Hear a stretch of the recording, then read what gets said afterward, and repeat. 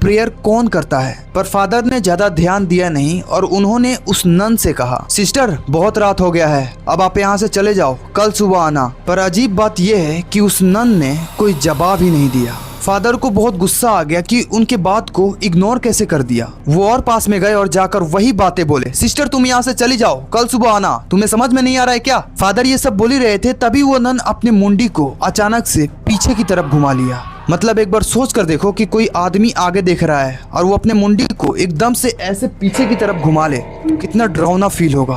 Father ने जब उसे देखा कि उसका पूरा फेस काला हुआ पड़ा है और उसके आंखें अजीब तरीके से वाइट हैं, फादर को अपने लाइफ में फर्स्ट टाइम वहाँ पे डर लगा और उन्होंने अपने कदम को पीछे खींच लिया और एक बैग चर्च की सारी मोमबत्तियां बुझ गई। वहाँ पे पूरा सन्नाटा हो गया और फादर को ये फील हुआ कि किसी ने हल्की आवाज में उनसे बोला है, ये चर्च अब भगवान का घर नहीं रहा।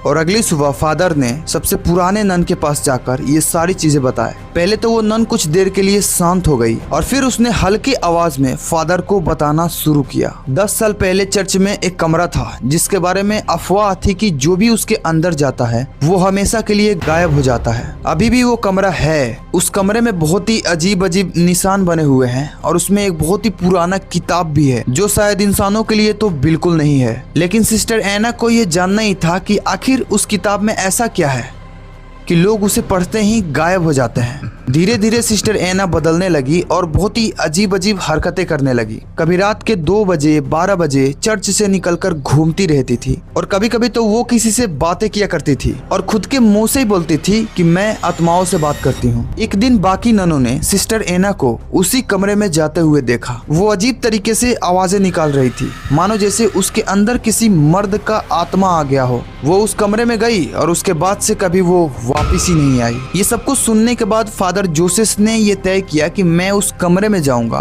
और देखूंगा कि ऐसी कौन सी चीज है उस कमरे में। उसी दिन करीब रात के 12 से 1 बजे फादर जोसेफ उसी कमरे में गए। जाते ही उनको बहुत ही अजीब सा फील हुआ, मतलब उनको ठंडक महसूस होने लगी और तभी उस कमरे में से किसी के हल्के रोने की आवाज सुनाई